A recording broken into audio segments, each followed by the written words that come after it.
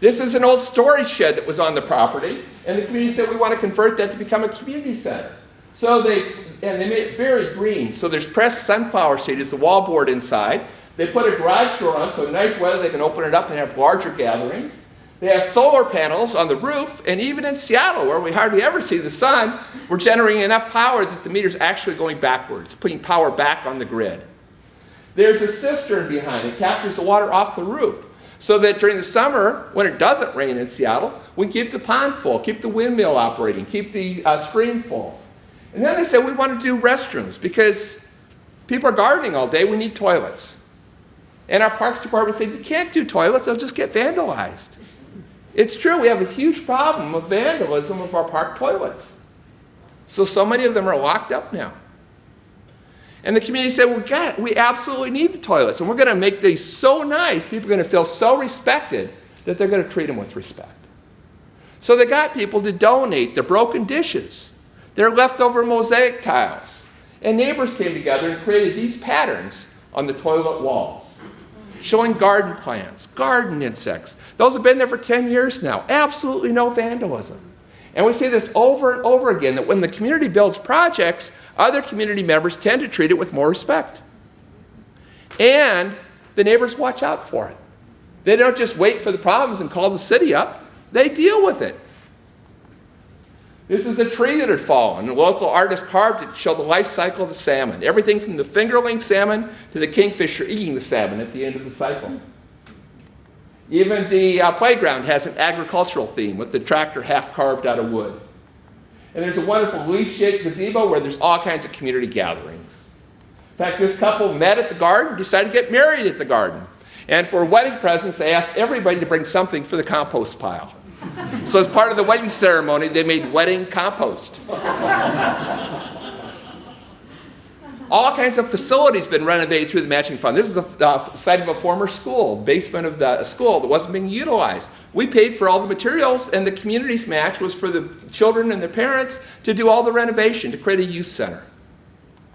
This is a log cabin. It was rotting away in West Seattle, and the community rehabbed it, and it is now an historical museum. This is some of the public art that's been created by the community. This is in our international district, where we have so many different cultures. We have a Chinatown, we have a Japantown, we have a Manila town, we have Little Saigon, and they don't often get along with each other. Have a hard time even knowing what to call the neighborhood as a whole. But they came together, and each culture had their own dragon. And so they came together and created a composite dragon, and now they've got 17 of these dragons climbing up the utility poles of the international district to help define their common neighborhood. And the last project we want to talk about from the matching fund is in our Fremont neighborhood. This is another bridge. Underneath the bridge, over top of the bridge is the freeway. And underneath is good for nothing but holding it up. There were lots of public safety problems, a lot of illegal dumping, drug dealing. Any other neighborhood, I think they would have put fencing up on either side to keep out the problem. But Fremont has all kinds of artists, so they have different ideas. And they went under the bridge and said, this is kind of cool. It's almost like a cathedral. It's got this high ceiling, these big columns. They started calling it the Hall of Giants. And they said, we want to get some matching funds to put a piece of public art under the bridge to attract legitimate activity. They asked for $24,600. And I said, well, what's the art going to be? And they said, well, we don't know yet. Once we get our money, then we're going to put out a call for artists, and we're going to let the people decide.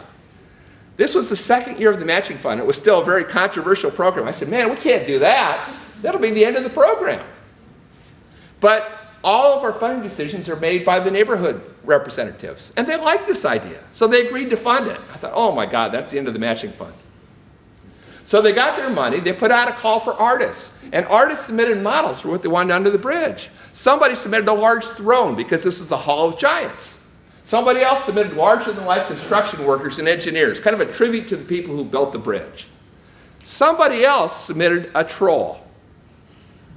I thought, oh my God, how would I ever explain to the mayor that we're going to use public funds to build a troll under a bridge when there isn't enough money to fill all the potholes in the city? So they put these sculptures on display at the Fremont Fair.